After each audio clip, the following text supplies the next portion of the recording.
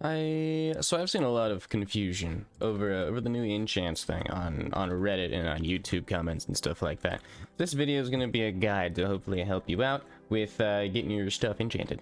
First of all, in order to access enchants, you got to come up to the enchanter up here in the top right of your vault. But even if you go in here, if you don't actually have enchantable items, it won't show you anything. Right now, enchantable items can only be the top 3 tiers of armor, the top 3 tiers of weapons, the top 2 tiers of abilities, and then the top 2 tiers and deca for rings. If these items drop on a non-seasonal character, they'll have a 50% chance of dropping with a slot. As you can see, on the enchant section it says locked, therefore this one has a slot. And if it drops on a seasonal character, it has a 60% chance to drop. If you get a UT item to drop with a slot, it is 100% guaranteed, regardless of if you're on seasonal or if you're not. It's always going to have a slot if it can be enchanted. So if you bring your new enchanted items up to the enchanter, you'll see them on the left here. You'll also see this currency at the top right. This currency is your dust. You need this to enchant shit. Now if we go over to our bloodshed blades here, our T12 dagger alternate thingy, we'll see that it costs 5 dust here in order to unlock this slot, and that is true for the lowest tier of all enchantable goods. So if we go over to A crop, if I didn't already buy it, it would also cost 5. If I had a T6 ability, it would also cost 5, and if I had a T5 ring, it would also cost 5. Just want to quickly point out that T5 rings and T6 abilities should cost 90 dust, not 5 dust, and the T6 rings, deca, and T7 abilities should cost 580 dust, not 90.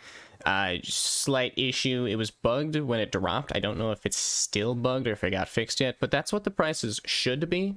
I know the T7 scepter I have currently enchanted, I enchanted for 90 dust instead of 580, but it's supposed to be 580.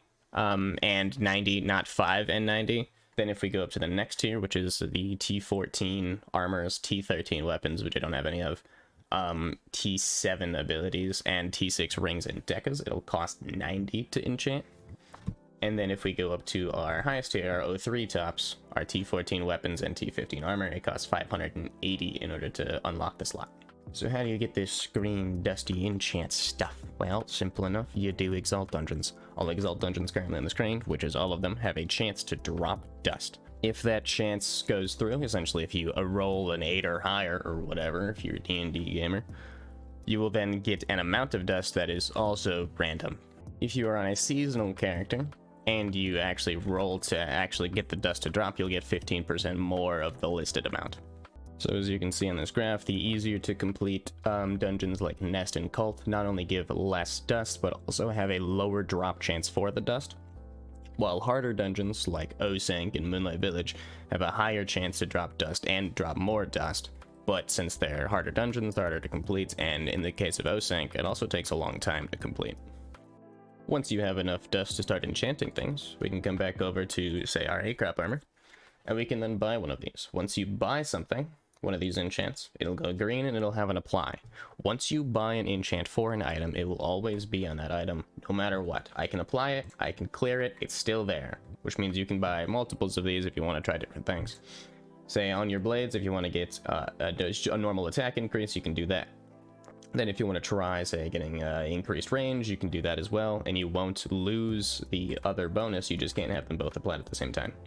Going over all of the enchants possible, every weapon will have access to +3 attack and +3 dexterity. Every armor will have access to +3 vit, defense, and +30 HP. Every ability will have access to +3 wisp, +3 speed, and 30 MP. And all of your rings will have access to all of those, no matter what type of ring it is. There are also more specific enchants depending on what you are using. If you have a weapon, it is guaranteed that they will always have a projectile size increase, an increased range, and an increased projectile speed. They're also technically supposed to have cover passing projectiles, but my blades don't have that, so I guess it's not guaranteed. But the Realm Eyes says it's supposed to be guaranteed, but it's apparently not. Out of these 3 that are guaranteed, projectile size does absolutely nothing, so there's no reason to ever get it. Increasing projectile size does not increase the hitbox of the projectile, so it does literally nothing but fill up your screen. Increasing range and increased projectile speed do exactly what they sound like they do, and they are useful. There are, however, some exclusive enchants for weapons. If we see here the boomerang projectiles, this is only available to tiered swords, daggers, dual blades, which this is, staves and spell blades, wands, katanas, and tachis. Those are the only weapons that can be enchanted with boomerang projectiles if you want them for some reason. They, again, don't do anything, but they're there. There's also an enchant called non-boomerang projectiles, which is exclusive to flails, and that'll essentially remove their boomerang and instead allow them to decelerate, essentially turning them into a buck, or a fucking, what is it called? Basher. Yeah, barnacle basher. It'll turn it into one of those, but it's a tiered flail instead of a rare UT. There's also another enchant for weapons that I don't have, specifically Morningstar's bows and longbows, called Narrow Cone, that reduces the firing angle of projectiles, which therefore increases the true range of those weapons, making it easier to land all 3 or all 4 of the shots, or in the case of Morningstar, all 5 of the shots at longer range. And if we go on to armors, there's also on-hit effects. There's a lot of them, and most of them are exclusive. For example, on-hit heal can only be applied to the heavy armor and the robe. It cannot be applied to leather armors. On-hit attack and dex right here can only be applied to heavy armor and leather armors and cannot be applied to robes. On-hit defense and speed, as you see here in the robe, can only be applied to robes, and leather armor cannot be applied to heavy armor.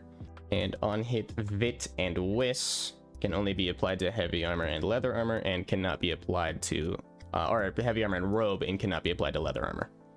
Moving on to the on-hit buffs, on-hit armored can only be applied to the robe and the leather armor and cannot be applied to the heavy armor. On-hit berserk and damaging can only be applied to the heavy armor and the leather and cannot be applied to the robe. On-hit energized can be applied to the robe and the heavy armor, but not the leather armor. And on-hit speedy can be applied to the robe and leather armor, but not the heavy armor. Out of these, for their usefulness, if you are playing solo, right, say you have a solo warrior or something, getting on-hit damaging would probably be the best, since you can get both damaging and berserk at the same time then. Or berserk vice versa if you're running a solo paladin. However, if you're ever in a group, these will immediately be useless if you have a warrior or paladin respectfully to give you those buffs. These enchants won't do anything.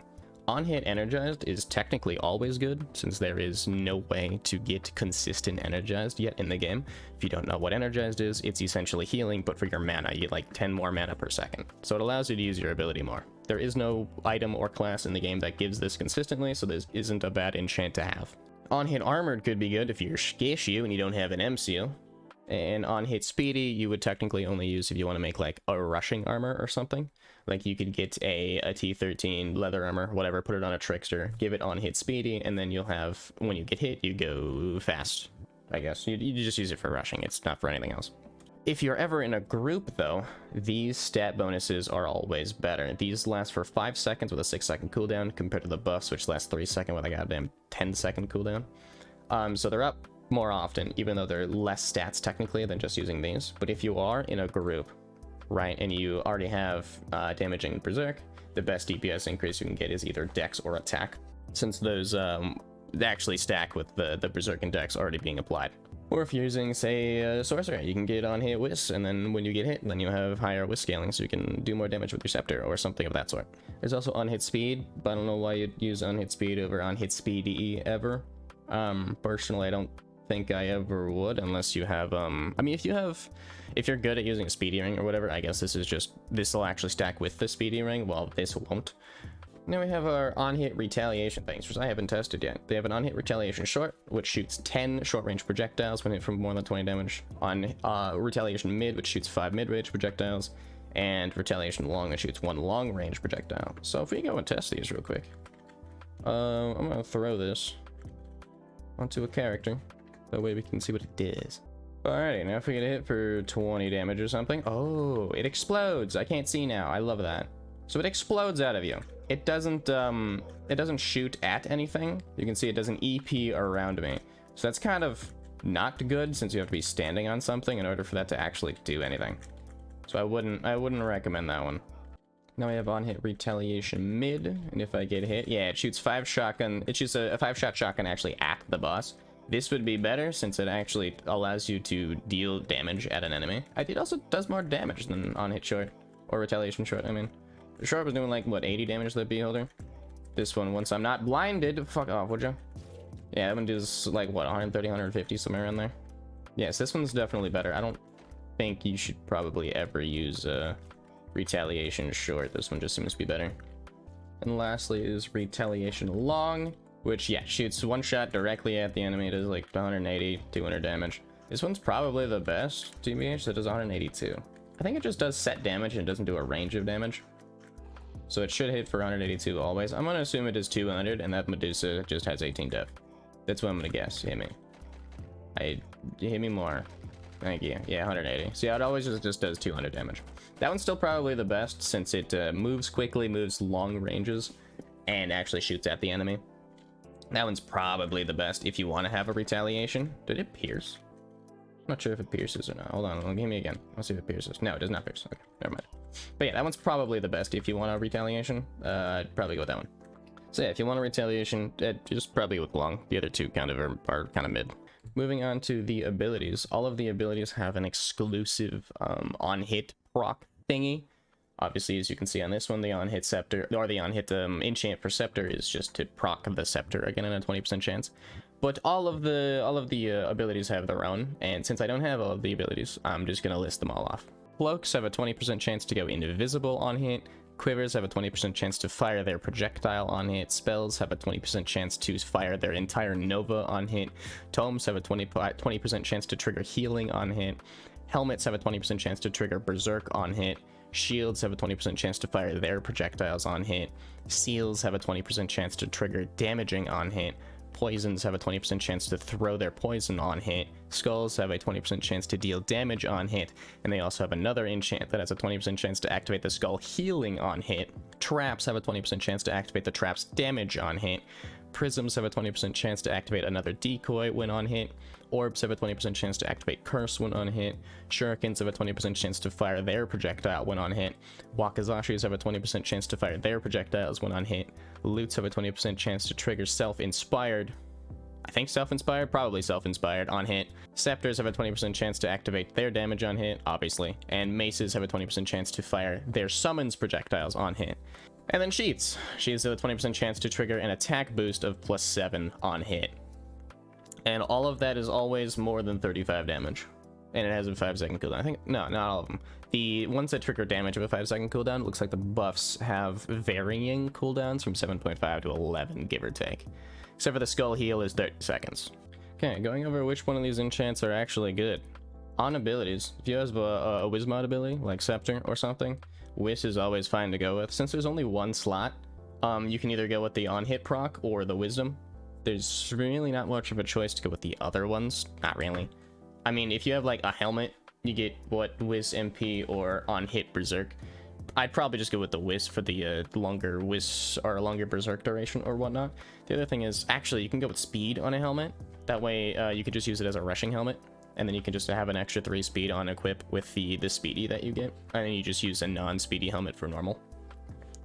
But yeah, normally if you have a Wismod item, go with Wiz. If you want to use it for rushing like a helmet or a shuriken, go with speed. Or otherwise I'd go with the on-hit or just the MP bonus if the on-hit isn't good. Weapons are probably the easiest ones.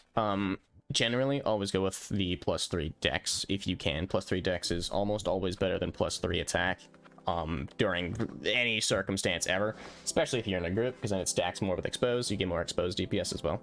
But always choose one of these two. The other ones are kind of mid if you're looking for damage, right? If you're not looking for damage and you want to use something funky, or you just want more range or something, that's available, and these are fine to pick, but these are your increased damage. Projectile size does nothing.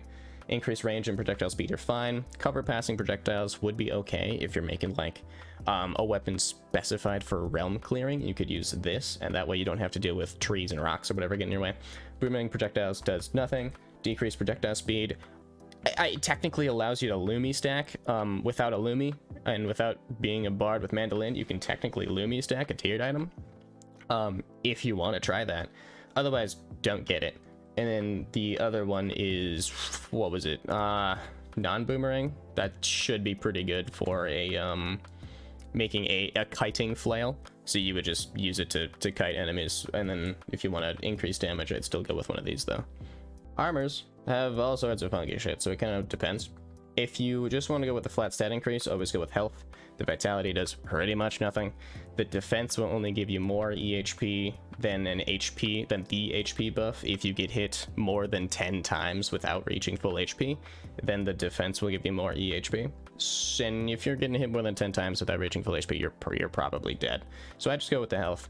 If you just want a flat stat increase. Otherwise, if any of these benefit you, go for it. On hit heal is probably not too bad, TBH, since it's just a 50 HP heal. It's not the healing effect, it's a flat 50 HP heal. If you're in a group and you want more damage on not a rogue, because we can't have it, you either go with attack or dex on hit. I wouldn't go with, again, berserker damaging, since those don't stack with other people's berserker damaging buffs. I just go with an attack or dex increase. If you're running Wizmod, again, you can run the on-hit stat Wiz to get more Wizmod and get more beneficial stats and whatnot, or damage or whatever, from whatever you're Wizmodding. And then again, you could use either the speed or speedy if you're trying to make a rushing armor. And then rings, which I don't have access to all of the flat bonuses, so you can either just go with HP or damage if you want a weird +3 attack UB HP. Otherwise, I just go with HP. That way you can have like a, 210 HP UB HP or a 220 HP Deca, depending on which one you got. So do note, if you're going to enchant a Deca, you actually have to get a new one to drop. And it is only a 50% chance to have a slot if you're non-seasonal, or a 60% chance to have a slot if you are seasonal. So it's still not guaranteed. You get a 60% chance max to get a slotted Deca, which means you gotta go get a Deca. So I don't know, do some shatters or whatnot. That's generally how tiered item enchanting works. It isn't too bad. Again, if you want pure damage, just go with a dex increase. If you want survivability, go with a health increase here. Otherwise, just go with Whisper, whatever your on hit proc is for your ability, and then ring, just go with health if you got it. Those are generally the best, unless you want to play around with it, which obviously you can, because again, you can have all of these enchants unlocked and just apply them whenever you want. So you can play around with it a bit as long as you have the dust to do so. UT item enchanting, though, is completely different. So if you go to our UT up here, overclocking amulet, you can see it says no enchants or engravings available. Engravings are what you have to use for UT enchants. They don't get a list like this. You have to have an actual item physically in your inventory in order to enchant UTs. They also cost way more dust at 1250, right? It's a lot of dust, and it's a rare item that you have to have in order to enchant the UTs. Engravings will only ever drop from, at least from the time being, they will only ever drop from advanced versions of Exalt dungeons. Right now we have Advanced Steamworks, and we have Advanced Nest. Advanced Steamworks has 4 engravings that currently drop, and Advanced Nest has 3 engravings that currently drop. And the items that they can be used on are always exclusive. They can't be used interchangeably. So in other words, if we look at our Gladguard here, which does have a slot, this can be enchanted with an engraving from Advanced Steamworks, and our Queen Stinger here can be enchanted with an engraving from Advanced Nest. You can't use the Queen Stinger enchant on the Gladguard or vice versa, even though I know it's an armor and a weapon, so you wouldn't be able to use it anyway. But if this was, say, a Void Bow, which can also be enchanted from an Advanced Steamworks engraving, you can't use an engraving from Nest on a Steamworks enchantable item, or an engraving from Steamworks on a Nest enchantable item. So far, the engravings for Steamworks include Gatling Shots and Heavy Hitter. For weapons, Gatling Shots increases the rate of fire by 10% and the projectile speed by 10%. It reduces the damage dealt by projectiles by 5% and reduces the projectile size by 25%. So essentially, it makes it shoot fast and move fast in exchange for dealing less damage. It is a flat damage increase since you're getting 10% rate of fire for a 5% damage reduction. It is more damage, and it also makes it easier to see since the projectile size gets reduced, and it makes it easier to track targets because the projectile speed gets increased. Overall, it's pretty much just a flat 5% damage increase. Heavy Hitter is the opposite of Gatling Shots, increasing the base damage by 5%, increasing projectile size by 25%, and reducing projectile size by 10% without affecting the range. This essentially makes your shots move slower and are larger, but they deal more damage. It doesn't reduce your rate of fire at all, since it's just a 5% increased damage. Generally, both of them, mathematically, they're just both a 5% damage increase. They're just done in different ways. Gatling Shot does its 5% damage increase in faster rate of fire, and Heavy Hitter does its 5% damage increase in larger numbers. Both of these engravings can be used on the Steam Pipe, Avarice, Laser Pointer, Enforcer, Divinity, and Void Bow. And those are the only items that can have these engravings. The armor engraving from Steamworks is called Iron Plating. It adds 5 defense. When hit for more than 28 damage at less than half health, it applies healing for 5 seconds. The buff, not an actual health increase. That can only be applied to Diplo, the Shatter's Vest, and Gladguard. And the ring engraving from Steamworks gives a flat 3 def and 25 HP and can only be applied to Overclocking Amulet, which means we have to pay 1250 dust and get a rare engraving from Steamworks just to have 25 HP and 3 more def on an amulet. You'll still die. It doesn't matter. It doesn't really make this item any better. To be honest, I wouldn't ever spend the dust on it, but hey, if you wanna, here you go. So to reiterate, Gatling Shots, Heavy Hitter, Iron Plating, and Cogwood Spirit can only be used on these items that I stated and are currently on the screen. Those are the only items that can be enchanted with these engravings. There are, however, more engravings from Advanced Nest. The first one is called Buzzing Bullets. That can be applied to the Queen Stinger, the Bogwood Crook, the Cutlass, the Leaf Bow, the Wand of the Fallen, and Doku no Ken. And what that does is it doesn't tell me any numbers. What I'm assuming it does is when the game loads, at some point this century, it'll probably end up doing a thing similar to this ST bow, I believe, in which case it'll add 80 armor-piercing damage burst bees to your projectile, which are the bees that are going around this projectile right now. It'd be the bullet 2 on this weapon. It would deal 80 damage, not 88, because I'm exalted, so I get the 10% damage increase. But yeah, I don't know if it'll do exactly 80, but it'll do the same sort of thing where it adds burst bees to the weapon. So it's just a flat damage increase, but in the form of burst sub projectiles instead of a flat percentage increase to some part of your weapon stats. The next thing that we have is Living Hive, which gives you plus 60 HP heal, an actual heal, I think, and release bees on hit for more than 40 damage with a cooldown of 2 seconds. This can be applied to any of the Behemoth armors or any of the Laud armors, and if you apply it to a Behemoth armor, you get an additional 5 speed. This, I'm pretty sure the bees act similar to the Hive Master Helm. Yeah, I don't actually have one, so I have to do it this way. Where it'll spawn 3 or so bees that orbit you and shoot at the nearest enemy. I doubt it'll do as much damage as Hive Helm, and I also doubt that any of the bees will curse like the Hive Helm does, but it'll act the same way. Essentially, if you get hit, you get healed for 60 HP, or it's a 60 HP max increase. It doesn't actually tell me if it's a heal or not, but you get 60 HP in some way when hit, and then you release bees that'll shoot the nearest target. And if you put on a bee armor, again, you get an additional 5 speed.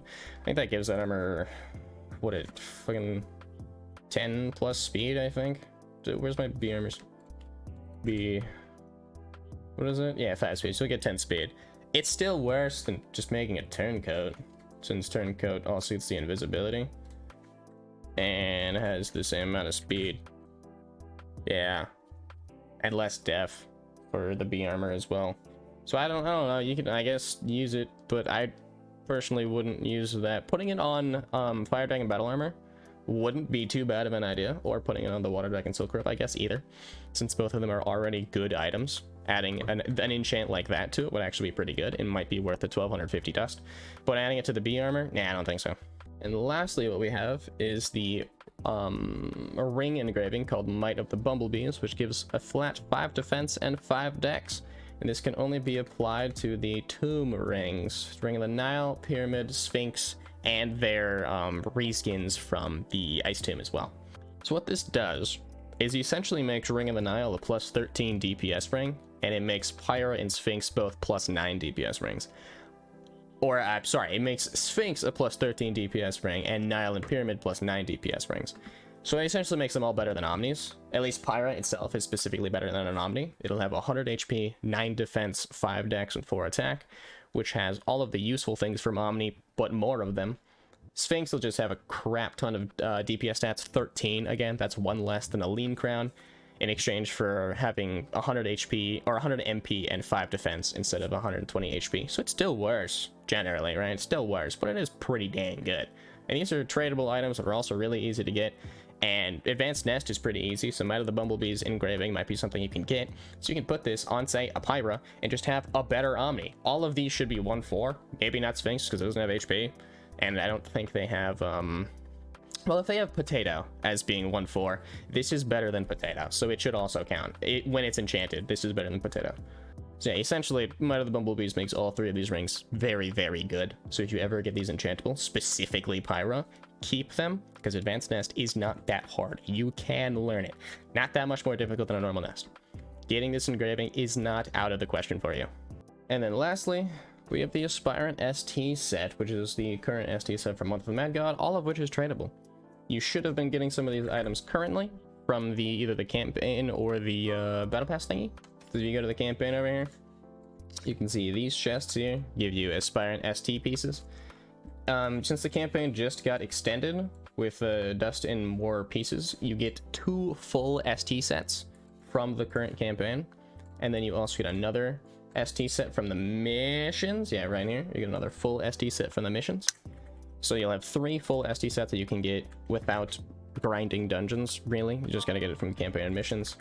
Otherwise, you have to get them from the events here, depending on what the discipline is. Currently, the discipline is Swiftblade, so we have access to the dagger and the katana, and then we also have access to the Swiftblade ring.